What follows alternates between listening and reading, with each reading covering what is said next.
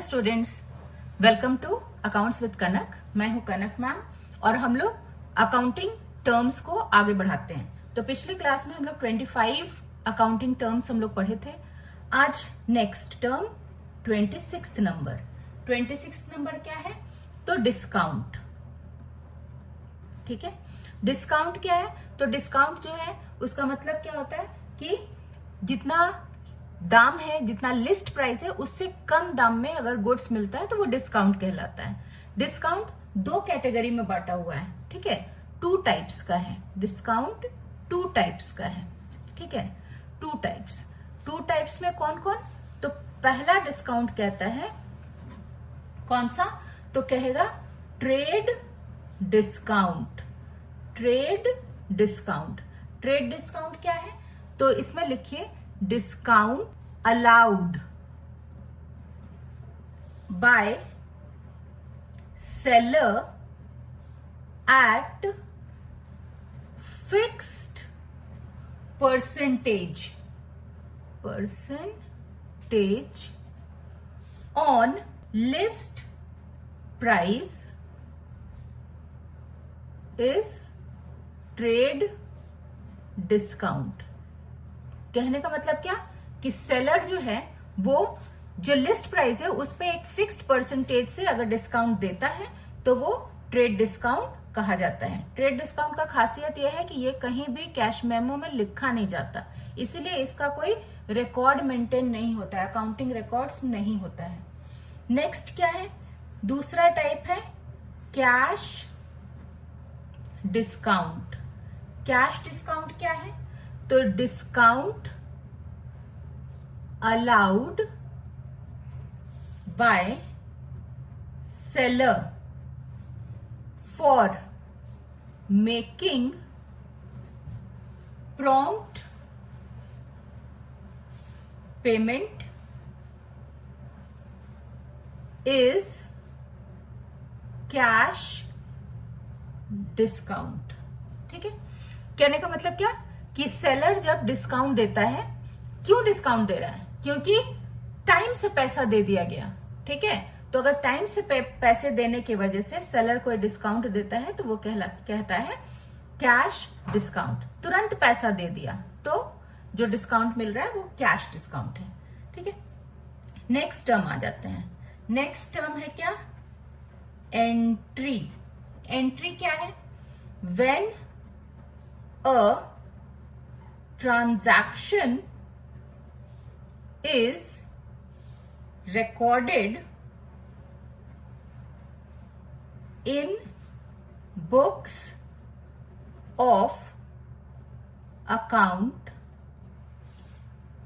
it is called entry। कहने का मतलब कि जब business transactions books of account में रिकॉर्ड किया जाता है तो उसको क्या कहते हैं? एंट्री कहते हैं। नेक्स्ट टर्म क्या है? इंसॉल्वेंट। इंसॉल्वेंट जिसका एक और वर्ड है बैंकरप्ट। बैंकरप्ट है ना? इसका मतलब क्या हुआ? When the liability of a person और N enterprise is more than its assets, then he is not in a position to pay its debt. This is insolvent or bankrupt and the state is insolvency और bankruptcy। है ना। क्या बोला, जब किसी आदमी का या फिर कोई ऑर्गेनाइजेशन का यानी कि एंटरप्राइज का, ठीक है, लायबिलिटी उसके एसेट से ज्यादा हो जाता है तो वो अपने डेट को यानी कि अपने लायबिलिटी को पे नहीं कर पाता है, ठीक है। ये जो कंडीशन है, वो कंडीशन में जब कोई आदमी या एंटरप्राइज है तो उसको कहेंगे इंसॉल्वेंट या बैंकरप्ट, हिंदी में दिवालिया जो बोलते हैं उसको, है ना। और ये जो स्टेट है, ये जो सिचुएशन है, उसको कहते हैं इंसॉल्वेंसी या bankruptcy. Next term 29th number क्या है, तो सॉल्वेंट। सॉल्वेंट क्या है, व्हेन अ पर्सन और N enterprise is in a position to pay its debt, then it is called solvent, and the state is called solvency। ठीक है, कहने का मतलब क्या, जब कोई आदमी या कोई एंटरप्राइज ऑर्गेनाइजेशन अपने डेट्स, अपने लायबिलिटीज को पे करने के पोजीशन में है तो उसको कहते हैं सॉल्वेंट, और स्टेट को कहते हैं क्या, सॉल्वेंसी। ठीक है, नेक्स्ट है 30 नंबर। 30 नंबर में bad debts. Bad debts, bad debts क्या होता है, व्हेन अ पर्सन और N enterprise becomes insolvent, then the amount due to him is irrecoverable. This amount is called bad debts। कहने का मतलब कि जब कोई आदमी या ऑर्गेनाइजेशन इंसॉल्वेंट हो जाता है तो जितना उस आदमी के पास बाकी रहता है या एंटरप्राइज के पास बाकी रहता है वो अब उससे ले नहीं पाएंगे, इररिकवरेबल हो जाएगा, है ना। तो वो अमाउंट को बैड डेट्स कहते हैं। नेक्स्ट है स्टोर्स। स्टोर्स क्या है, the materials lying in the godown या warehouse for self consumption, not for resale, is called stores। ठीक है, यानी कि कोई भी सामान जो कि गोडाउन में है और वो सेल्फ कंजम्पशन के लिए है, यानी कि बिजनेस में उसको यूज करेंगे, रीसेल के लिए नहीं है, वो स्टोर्स हैं। ठीक है, इससे पहले हम लोग स्टॉक और इन्वेंट्री समझे थे, वो सब रीसेल क्या था। ठीक है, ये सेल्फ कंजम्पशन के लिए। नेक्स्ट टर्म है टर्न ओवर। टर्न ओवर क्या है, इट मीन्स टोटल सेल्स। जितना सेल्स होता है उसी को टर्नओवर कहते हैं। ठीक है, नेक्स्ट टर्म है लाइव स्टॉक। लाइव स्टॉक क्या है, animals present in the business is called live stock. Example, horses, camels, etc. Cattles, buffaloes, कुछ भी, ठीक है। यानी कि कोई भी जानवर अगर हमारे ऑर्गेनाइजेशन में, बिजनेस में है तो वो लाइफ स्टॉक है, एसेट है, वो लाइफ स्टॉक के नाम से, ठीक है। Next 34 number, investment. इन्वेस्टमेंट क्या है? Any amount invested in shares और डिबेंचर्स इज कॉल्ड इन्वेस्टमेंट। यानी कि कोई भी अमाउंट अगर हम लोग किसी कंपनी के शेयर्स और डिबेंचर्स में इन्वेस्ट करके रखे हैं तो वो इन्वेस्टमेंट कहलाया। नेक्स्ट टर्म क्या है? Expenditure. Any type of payment for the receipt of a benefit is called expenditure। ठीक है, यानी कि कोई भी पेमेंट जिसके बदले में हमको कोई बेनिफिट मिल रहा है, ठीक है, वो एक्सपेंडिचर है। ये एक्सपेंडिचर जो होता है वो 3 तरह का होता है, 3 कैटेगरीज में बांटे गए हैं। 3 कैटेगरीज क्या चीज का? एक्सपेंडिचर का, ऑफ एक्सपेंडिचर। कौन कौन से हैं? तो पहला हो जाएगा कैपिटल एक्सपेंडिचर। ठीक है, पहला हुआ कैपिटल एक्सपेंडिचर। इसमें क्या बात कर रहे हैं?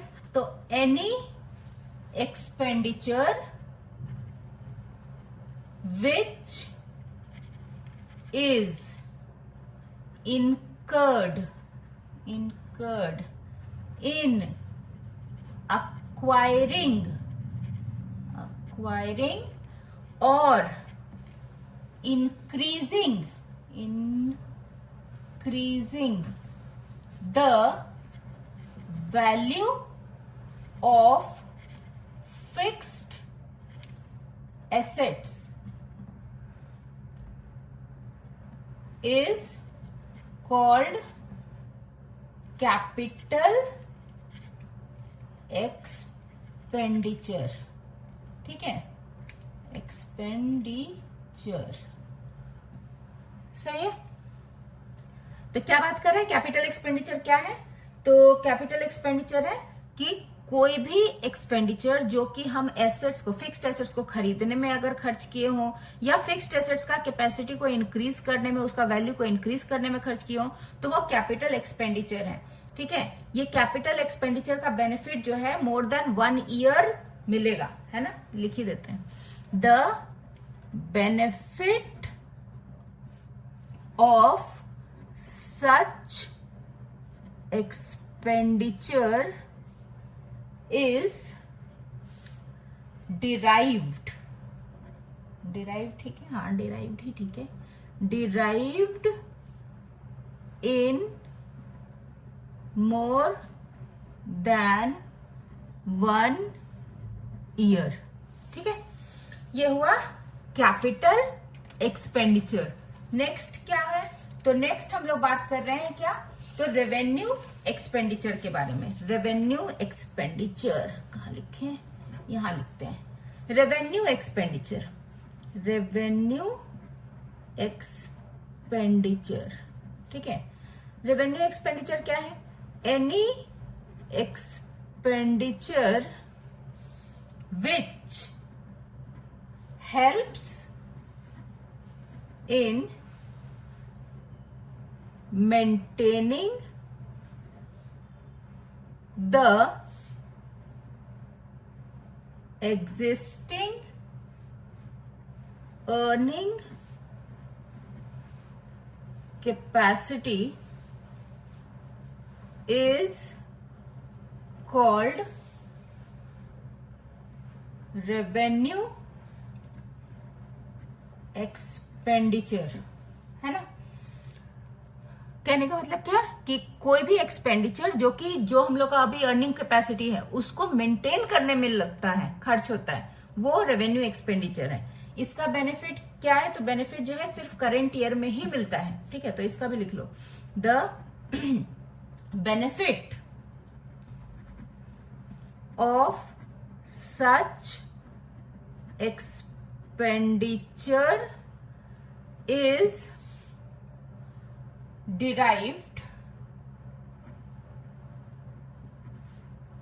only in the current year, ठीक है। और लास्ट है third C, deferred revenue expenditure, ठीक है। डेफर्ड रेवेन्यू एक्सपेंडिचर, इसमें क्या है? The expenditure which is revenue in nature, but the benefit of which is likely to be derived for more than 1 year is called deferred revenue expenditure. Example, advertising expenses, ठीक है। तो इसका मतलब क्या हुआ कि एक्सपेंडिचर जो है, यहाँ भी जो खर्च है वो रेवेन्यू नेचर का ही है, लेकिन उसका बेनिफिट 1 साल से ज्यादा के लिए अगर हमको मिलता है तो वो डेफर्ड रेवेन्यू एक्सपेंडिचर कहलाता है। एग्जाम्पल के लिए एडवर्टाइजिंग एक्सपेंसेस है, ठीक है। अकाउंटिंग टर्म्स इसके साथ ही हमारा खत्म हो जा रहा है, ठीक है। तो एक बार को ये कर लेते हैं, क्विक रिकैप में हम लोग क्या पढ़े थे भाई? शुरुआत कहां से किया था? तो पहले शुरुआत किया आज डिस्काउंट पढ़ा। डिस्काउंट मतलब जितना दाम है उससे कम में देना डिस्काउंट है। डिस्काउंट 2 तरह का, एक ट्रेड डिस्काउंट, एक cash discount. Trade discount seller जो है लिस्ट प्राइस से कम में देता है तो trade discount. Cash discount prompt payment पे जो पैसा कम लगता है, देना पड़ता है, वो कैश डिस्काउंट। यही था, है ना। उसके बाद हम लोगों ने क्या पढ़ा था? उसके बाद पढ़ा था हम लोगों ने एंट्री। एंट्री क्या है? तो एंट्री का बोला था कि जब भी कोई business transaction books of account में रिकॉर्ड किया जाता है तो उसको एंट्री कहते हैं। फिर पढ़ा था क्या? तो इंसॉल्वेंट या बैंकरप्ट। इंसॉल्वेंट मतलब जब भी कोई आदमी का या ऑर्गेनाइजेशन का एसेट्स कम पड़ जाता है उसके लायबिलिटी से तो वो इंसॉल्वेंट कहलाता है ना। फिर पढ़ा था सॉल्वेंट, जब एसेट्स लायबिलिटी से ज्यादा रहता है तो वो सॉल्वेंट है, ठीक है। फिर पढ़ा था बैड डेट्स, यानी कि अगर कोई इंसॉल्वेंट हो जाता है तो जितना पैसा वो नहीं दे पाता है, उसे नहीं मिल पाएगा, वो पैसा को बैड डेट्स कहेंगे। फिर पढ़ा था क्या? स्टोर्स, यानी कि कोई भी मटेरियल जो कि हमारे वेयर हाउस में पड़ा हुआ है और वो सेल्फ कंजम्पशन के लिए है, वो स्टोर्स है। फिर पढ़ा था क्या? टर्न ओवर, सेल्स को, टोटल सेल्स को टर्नओवर कहते हैं। फिर पढ़ा था लाइव स्टॉक। लाइव स्टॉक का मतलब कि एनिमल्स जो हमारे ऑर्गेनाइजेशन में प्रेजेंट है वो लाइव स्टॉक है। फिर पढ़ा था इन्वेस्टमेंट। इन्वेस्टमेंट मतलब कोई भी अमाउंट अगर हम शेयर्स डिबेंचर्स में इन्वेस्ट करके रखे हैं तो वो इन्वेस्टमेंट कहलाया। फिर पढ़ा एक्सपेंडिचर। एक्सपेंडिचर मतलब कोई भी अमाउंट जिसका बेनिफिट हमको लंबे समय तक मिलता है वो एक्सपेंडिचर कहलाता है। ये जनरली ह्यूज अमाउंट का होगा। अब एक्सपेंडिचर को भी 3 तरीके का बात बता दिया। तीन तरीके का एक्सपेंडिचर में पहला बोला कैपिटल एक्सपेंडिचर। कैपिटल एक्सपेंडिचर का मतलब जब हम एसेट्स को खरीदने में या एसेट्स का कैपेसिटी को बढ़ाने में खर्च करते हैं तो कैपिटल एक्सपेंडिचर। फिर बोला रेवेन्यू एक्सपेंडिचर। रेवेन्यू एक्सपेंडिचर का मतलब कि जब हम जो एसेट्स है उसका जितना भी कैपेसिटी है उसको मेंटेन करने में अगर हम खर्च करते हैं तो रेवेन्यू एक्सपेंडिचर। डेफर्ड रेवेन्यू, खर्च किया और उसका बेनिफिट 1 साल से ज्यादा के लिए मिल गया तो वो डेफर्ड रेवेन्यू एक्सपेंडिचर है ना। तो इतना ही है। तो इतना के बाद अब ये चैप्टर ओवर हो गया है ना। तो आज के लिए इतना ही। ये चैप्टर पूरा खत्म हो गया है। 3 पार्ट में ये चैप्टर आपके पास आया है वीडियो के रूप में, ठीक है। आप तीनों पार्ट को अच्छे से देखो, रिवाइज करो, लिखो, पेन पेपर के साथ अकाउंट्स बनाना है ना, लिखो और पढ़ो, ठीक है। तो मिलते हैं फिर नेक्स्ट वीडियो में। Till then keep learning and keep growing. Bye bye.